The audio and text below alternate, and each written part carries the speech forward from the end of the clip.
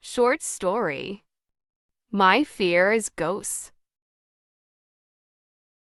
I have had a big fear of ghosts since I was just a little girl due to my lovely brother's ghost stories.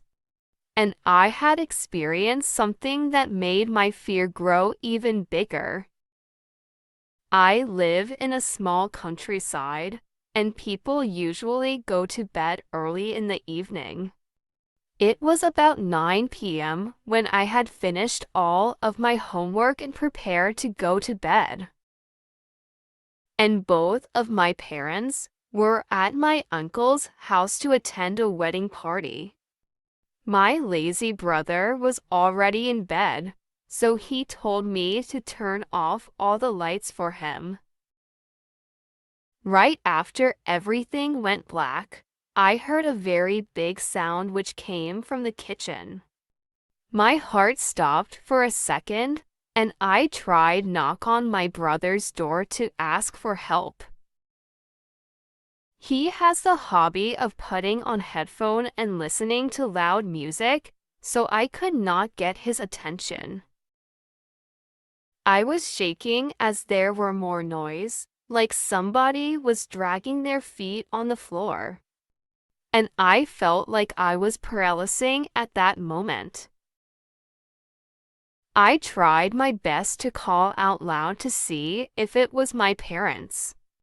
And the weird sound stopped immediately. I wanted to reach to the wall to turn on the light, but the sound started again.